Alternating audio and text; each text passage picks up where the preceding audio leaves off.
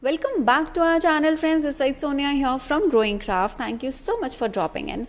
Now, before we start this video, please do make sure that you subscribe to our channel and do not forget to hit the bell icon so that you do not miss out any of our updates. Also, do check our website www.growingcraft.com and let's get started. As you can see that I already have this beautiful frame, some of the stencils, MDF embellishments, and also there was one paper which I had selected that I'm going to use today for this beautiful frame making. So let's get started very quickly now. All these goodies were sent to me by Let's Get Crafting, and I was super excited to work on this frame.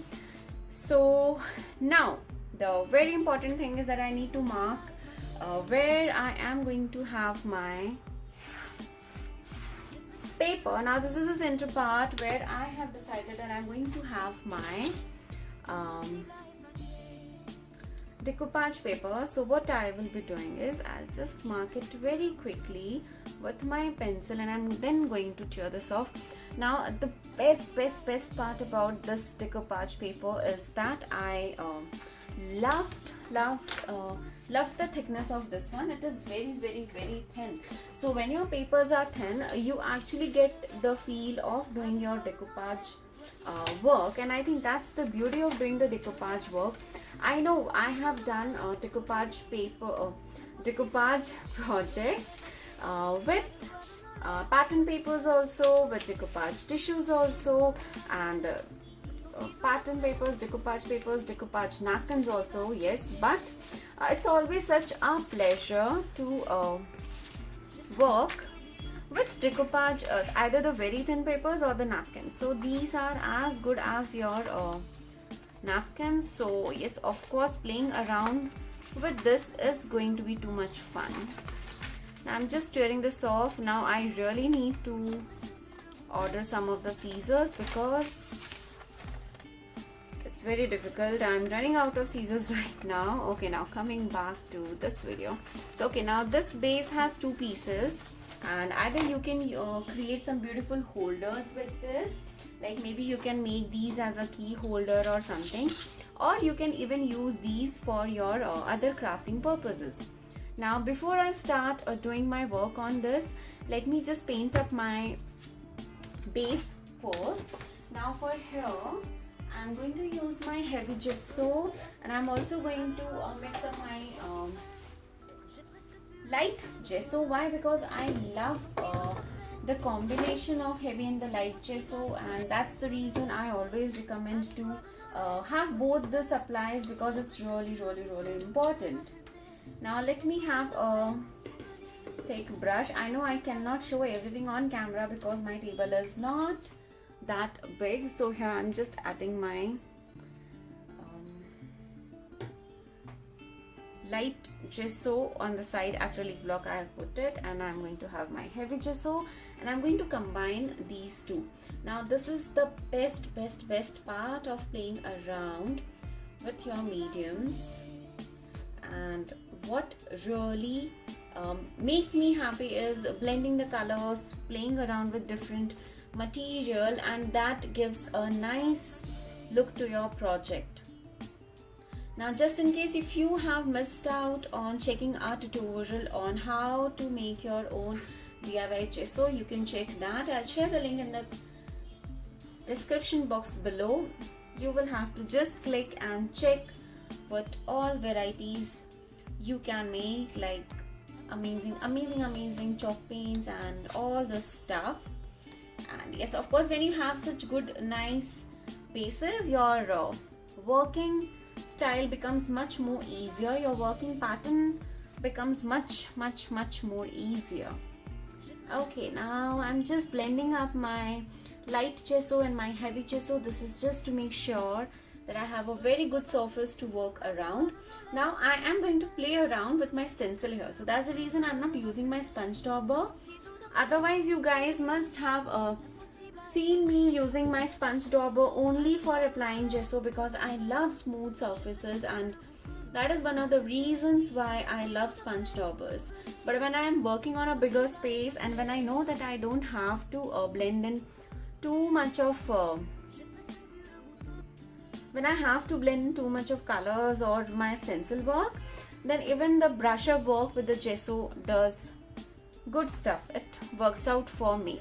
So again, each artist is going to have their own choices. So what you need to do is you need to check that of your own and make sure that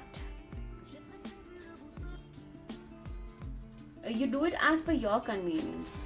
So while working, I actually, when I'm doing something, I speak, and then all of a sudden I just shut my mouth because I'm thinking of something I don't even know.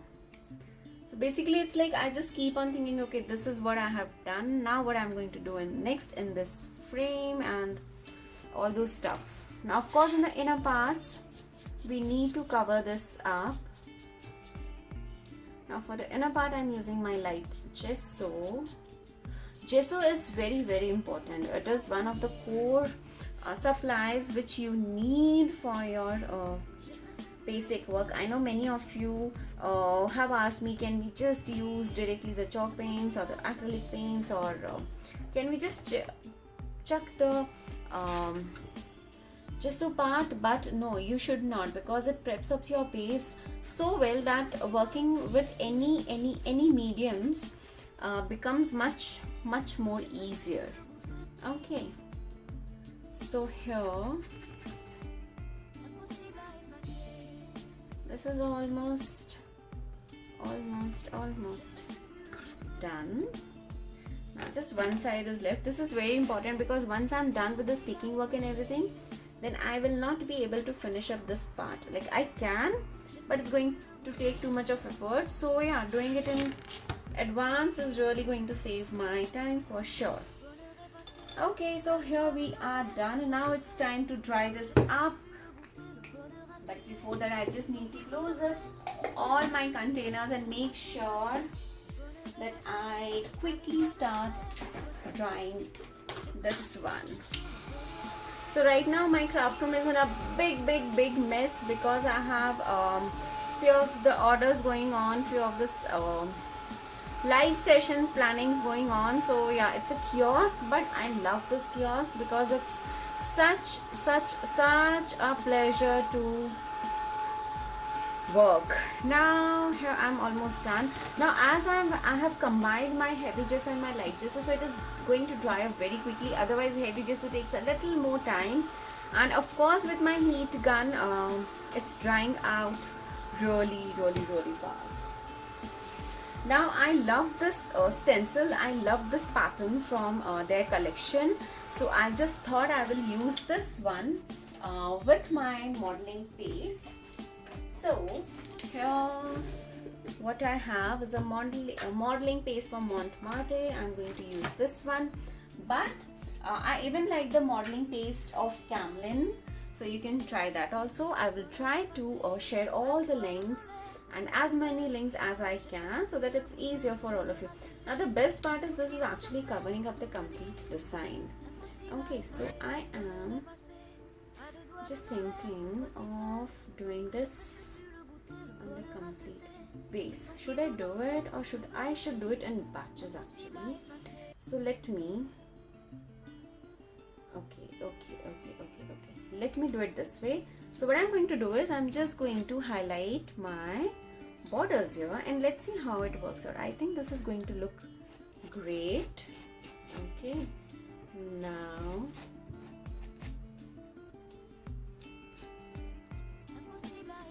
very beautiful paste you need for doing this texture work. So if you want, you can even try making your own paste, and like I said, I have already mentioned the links in the description box for you all so that it's easier for all of you. Okay, now wow, this looks absolutely gorgeous. I really loved it. See, this is the best way to give a nice look to any kind of surfaces you have. Now I'm just going to keep it here, take out all the excessive so that when I do it on the other areas I don't leave up any extra marks. Okay, now I'll do it here. Okay, so what I'm going to do is I have this craft mat. Now I'm going to align this to this line and make sure that it's in a straight line so that I know that I need to match up this border. That's the beauty of using a craft mat. So now here the number of 1, 2, 3, 4, 5. 1, 2, 3, 4, 5. Yeah, I think a little beneath. Yes, this is perfect. So that's the best part of using your craft mats. We don't even realize it unconsciously, but they help us a lot in these small techniques. Otherwise, right now I must have done some blunder for sure. I might have taken it on some other size or the measurements. Like when I'm doing these kind of projects, I love doing symmetrical, and as this base is so beautiful, I was sure that I wanted to make something classy with this one. See, with the plain surface, you tend to do more of the floral themes and all those patterns, which are of course very beautiful. I'm not saying they are not beautiful, but what is more important is to have a different design so that you can try out something different for sure. Okay, now here this is done. Now let me just check this. So this is 1, 2, 3, 4 and a half. So this is half. 1, 2, 3, 4. So I need it till here and till here. Okay. See, even if it goes a bit here and there, it's absolutely fine. But then getting something which can be done in a symmetrical way, then why not? Okay, this looks fab. Actually, this stencil pattern is beautiful. So when I was given this choice to handpick the supplies, I was very sure with the first glimpse of this stencil that I'm going to pick this one. So this is so classic. You can even use this for your Indian, Western, shabby chic theme or the vintage or any classic theme, and it's going to look fab. Now just removing all the excessive modeling paste from the sides, just to make sure and confirm you guys, here I'm not using any of the texture paste. Here what I'm using is a modeling paste. There is a huge difference in modeling paste and texture paste. If you see the video link beneath what we have mentioned for the DIY, you will get to know that what is modeling paste and what is texture paste. Okay, now here I need to do it till this part and till this part. Yes, I think I'm correct. Now I'm going to mark my stencil. Okay, and apply your modeling paste. This is one of the most soothing thing what you can do with your stencil work, and the kind of texture you get is absolutely amazing. So here I was done very quickly. Wherever you feel that you have put up the extra modeling paste, you can just remove that very quickly. Okay, and now this looks great. Okay, now here we are done. Let me just remove all the excessive texture, and of course we need to add some texture at the center. So what I'm going to do is I'm just going to have this at the center of my plate, and I'm going to do my texture work. So on the center, the main board, I have decided to use my decoupage papers, and that's why on the borders I'm doing this texture work so that I can show you the varieties of work what you can do with these one panels. There is no compulsion that you have to do only one technique. You can play around with different techniques, and if you want, you can always play around with your decoupage papers. And like I said, their papers are so thin and so beautiful that it makes your work much more easier. Like if you don't want to do this texture work, you can directly just use their papers and they are so good to go. Okay, so here we are done. Done. Done. Now I just need to quickly dry this up and then we will be back. Okay, so till my upper layer of the base is drying out, it's time for me to do my decoupage work. Now here's the paper which we had cut at the starting of the video, and now I'm going to use my Mod Podge to stick this one. Now if you remember, I had already marked this on my panel. Actually I did it on the other side, yeah. So I had already marked this on my panel, that where I need my decoupage paper. So this much area is visible.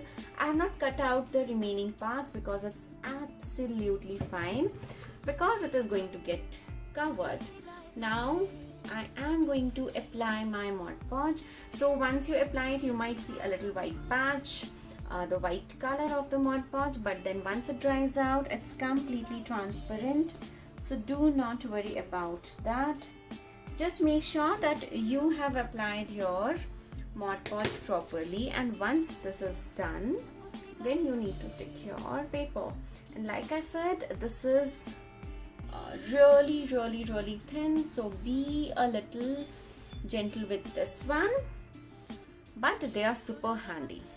So I will just try to press this with another dry brush, so that just in case if there are any bubbles or wrinkles, it will just come out. So the best part, what I'm liking about this paper is neither they are too thin nor they are too thick. So yeah, I think that's the best part of this one, because if it's very thin, then it becomes as good as a decoupage napkin, but if it's very thick, it becomes like your pattern paper. So we are losing out the whole purpose of this one. Now let me just check by keeping up this one. Okay, now this has come out perfectly. This looks really good.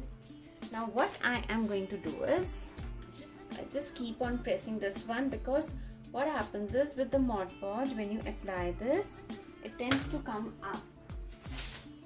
Now let me take up a plastic packaging, and with that I will try to press this and stick this way. This is one of the easiest way of sticking your decoupage napkins or your papers. Okay, you can see that how easily you can just press this and this is done. This looks absolutely gorgeous, beautiful. This is looking really beautiful. Now before we move on to the next step, I really want to seal up this one. This is just my precautionary step. So what I'm going to do is I'm going to take up my brush and I'm applying my varnish, and a very quick brush up work, and the colors are not spreading at all. This is the best part. Wow, I love this one. I actually and genuinely love this paper. Just dabbing a bit of varnish here and there wherever I felt it was not there, and now I'm going to take up a shade. Okay, now here I am taking up my brown color shade, and let me take up a round brush. Okay, let me take up this one. So I absolutely love Anukul brushes. Why? Because they are really good when it comes to your color blending technique. And here I'm just doing a very nice rough coloring work on the edges. Now I'll just show you why I'm doing this, so that when I keep my frappe on the top of this gives a nice border to it.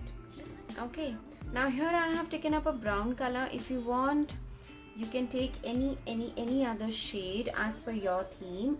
If you go to their paper collection, you will see that they have tons and varieties of colors with them, the patterns and designs, and of course they also have some nice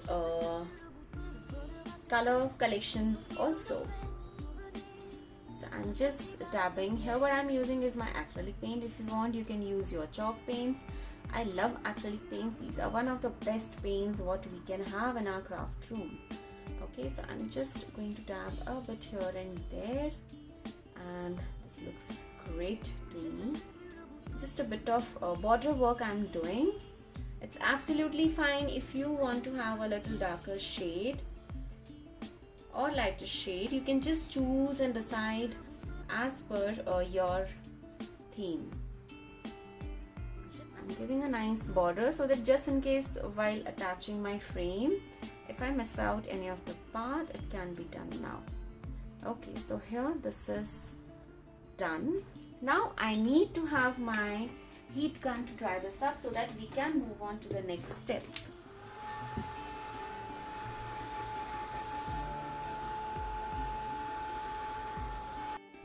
Now this is one of the beautiful Buddha elements, the MDF elements what I have come across, and this looks beautiful, and I've planned to use this one on my base. So what I'm going to do is I am going to start first with my grey color chalk paint. Let me take up another brush.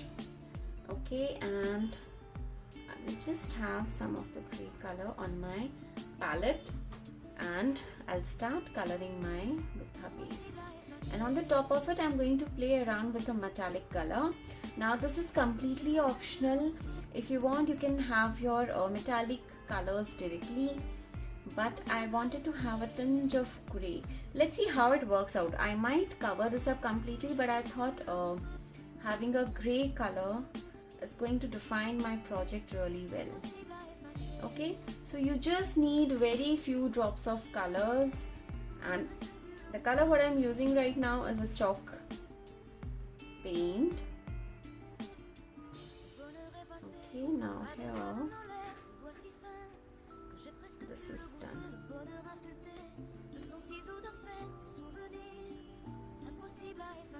Wow, this looks absolutely amazing and beautiful. Isn't it really pretty? I love this one. So this was also one of the pieces from Let's Get Crafting's collection, which I really liked, and I surely wanted to pick up this one. Now I'm using my heat gun so that it dries out quickly. Anyways, we have just made up a very tinge coloring on this MDF piece, so it is going to dry up very quickly. Now my fun part is to play around with my metallic colors. Now I'm just going to dab my metallic colors, and I'm going to highlight only few of the parts. I'm not going to highlight I'm not going to do the metallic color on my complete portion. So what I need to do is just dab it. So I prefer doing this with my fingers so that I don't overdo anything, and I love this natural way of coloring. Okay, now here you can highlight your edges really well. Okay, this is done. This looks gorgeous, isn't it beautiful? Just see, it has the metallic colors are looking so popped out because of the grey colors. Now let me take up a round brush, or I'll take up this flat dry brush. I'll just dab very few color, and I'm going to highlight the other features. And as you can see, I'm just doing it very lightly, not too much of coloring. Let me zoom in the camera so that it's easier for you to see. I'm just highlighting the features, nothing else. Not too much of coloring, not too less of coloring. And this looks great. This looks beautiful. Wow, I'm actually happy, and I'm glad that I used the grey color, and my metallic shades are getting highlighted so well. And this is actually going to pop out on my board really well, because this is looking gorgeous. Now what I'm going to do is I'll just take some of the metallic colors and I'll highlight it on the edges. So from the base to the ends I'm going to take it. Okay, just a tinge. This is just going to make sure that it looks like a nice blend on it. Wow, this looks gorgeous. This looks absolutely beautiful.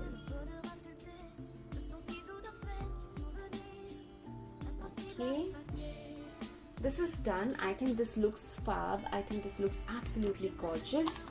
Now it's time to move on to our next part, and that is assembling and working out with the bases. So this is how I had planned it. Let me see how it is going. And wow, I think this looks gorgeous. This is looking absolutely beautiful. Now one thing what I need to do is I need to do a very quick white brush up, and for that I will take up a nice good fan brush. I'm going to take my white acrylic color, just a drop of acrylic color. Now I'll add a lot of water to my acrylic color. Keep a cloth, a nice clean cloth handy, or you can also use your kitchen towel or your tissue paper. It's absolutely fine. Now can you see that how beautifully my paper has just slowed down? The tone has changed out completely, and wherever you feel it is extra, you can just dab your cloth and do it. I think I should add one more tinge of acrylic color, just one drop. Can you see here? I've just used one drop of my acrylic color. Add a lot of water. So this is just to tone down my paper's color. Okay, and how beautiful the designs are getting highlighted. And this is one of the most easiest way to create a beautiful background with these papers. Okay, now wherever I feel that I have overdone the white color, very quickly I'm going to dab it and press it, and this looks great. This looks fabulous. Now on the edges, of course, my brown color had not dried out, so it is merging with my white color, which is giving a nice and natural color blending. Now you can see that how drastically the color has changed. Earlier it was a popping out decoupage paper colors, and now with the settling down, the very faint color of my background is looking beautiful. It's looking fab. Now here I've picked up 3 different shades, and but I'm thinking of using 2. Let me see how it goes. Okay, so here what I'm going to use is a very faint green color. Now like I said, I love blending in my colors, so of course I want to have something really really classy. So this is the green color which I have picked up. Okay,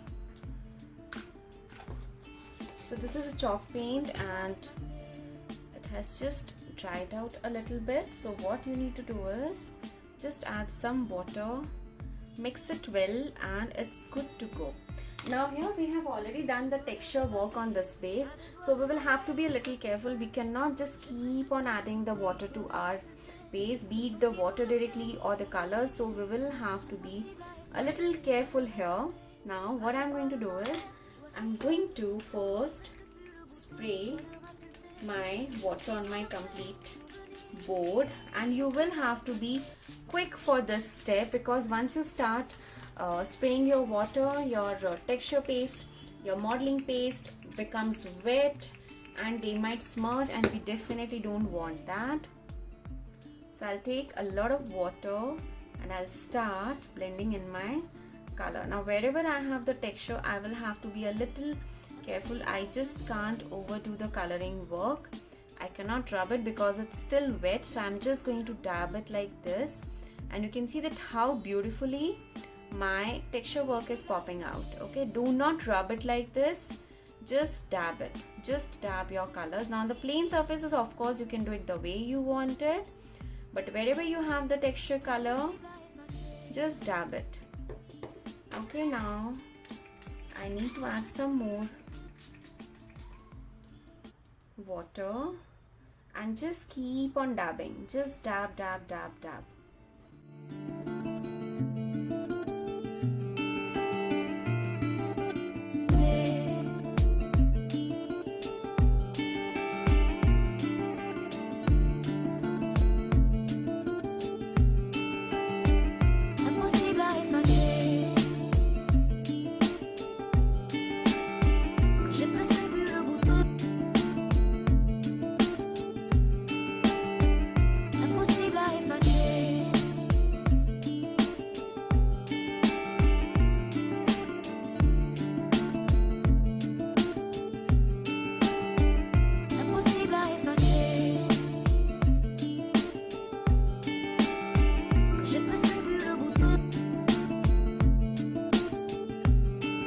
Let's move on to the next step, and where it is important for us to fix up this one so that we can move on to the next coloring part. Now here what I'm going to do is I'm going to have my liquid adhesive on my complete backing backside, and you need to make sure that you are generous with this, otherwise it is not going to stick well, and if it's not going to stick well then it is going to come out. So definitely we don't want that, so we are going to make sure that we have generous amount of adhesive and we stick this very nicely on our base. So what I'm going to do is, once I'm done with the application of my adhesive, I will turn it upside down and we will stick this on our base. Okay, just make sure that you have aligned it properly. Okay, and you need to press it well so that it sticks well to your base. Just keep on checking and make sure that you don't stick it on other aligned areas. It should be aligned well so that you don't see any gaps or anything. Now by the time this is drying, I'm going to use my heat gun to dry out my modeling paste. Why? Because we need to dry this up well so that we can move on to the next coloring part. Now this frame is actually looking so beautiful and gorgeous. I'm very happy with this one, and honestly just because it had such a beautiful design in the pattern cutting, it gives such an open space for you to work out on the designs. Now here I'm using my heat gun to try this out. Now I'm again going to take out my brown acrylic color, and I'm going to add a lot of water to it. So just a tinge of brown color and a lot of water to it, and this is going to create a nice vintage effect to my frame. So here you will have to be really careful not overdoing of your brown color, and that's the reason I have added water to it, because it's going to just give a very nice and perfect vintage look to my frame. Okay, now this looks gorgeous. Now can you just make out the difference in this part and this part? I'm not sure if my camera is doing justice to this one, but with this beautiful texture stencil work what we have done, this is looking gorgeous. So what you need to do is, you just need to have a tinge of your acrylic color, just a few drops of acrylic color at a time, add a lot of water to it, and then just start pouring this on the edges. Not too much of colors, not too much of blending work. Wherever you feel you have overdone the color, you can always add water and just blend it well. And this is just highlighting my textures so well. Can you see this? This is looking gorgeous. This is looking beautiful. Now I will be repeating this on the complete frame from the outside.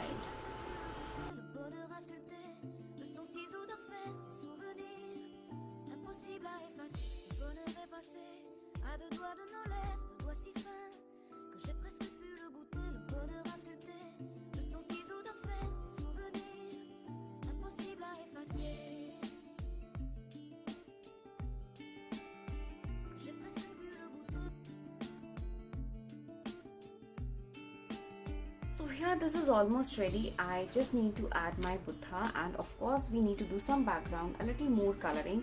So here I have already piled up my foam tapes. Okay, now what I'm going to do is I'm going to have one of the parts on the back side. So here you need to put a very small amount of adhesive. Stick this, otherwise if it's going to take time then you won't be able to do this step quickly. Remove this off. Okay, just make sure that you have sticked it well. Once you are happy with it, then stick it on your base. Now let me just see. Okay, this is just perfect. So I'm going to hold it for a couple of seconds, and it should be straight. If it's straight, then it's going to look perfect and beautiful. Do I need to shift this a bit? No. Yeah, I think this is looking gorgeous. This is looking beautiful. Now this has sticked really well. What we need to do now is we are going to do the same color blending technique on the background. Now if you realize, here we have not highlighted the decoupage paper, but it has its own charm that it is getting highlighted, and that's how a product should be. Because if it does not have its own property to get highlighted, then you will end up spending so much of time and effort in highlighting them. So here I'm just dabbing the same acrylic color, and this Buddha panel is ready, and this is looking absolutely gorgeous. Now I'll just do a very tinge of coloring on these parts. I just don't want to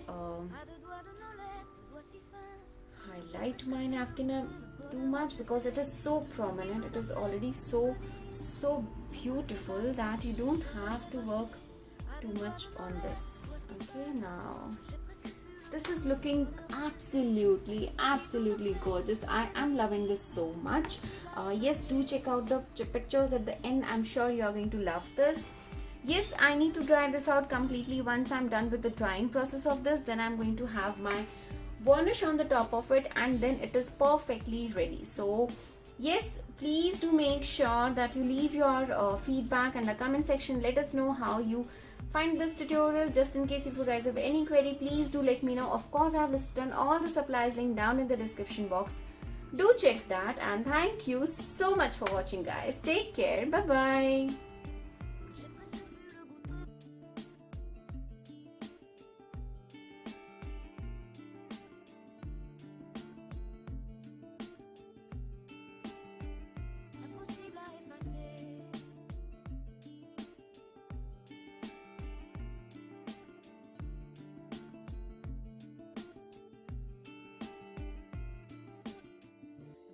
Passé à deux doigts de nos lèvres, deux doigts si fins que j'ai presque pu le goûter, le bonheur à sculpter de son ciseau de fer, des souvenirs impossibles à effacer. Le bonheur est passé à deux doigts de nos lèvres, deux doigts si fins que j'ai presque pu le goûter, le bonheur à sculpter de son ciseau de fer, des souvenirs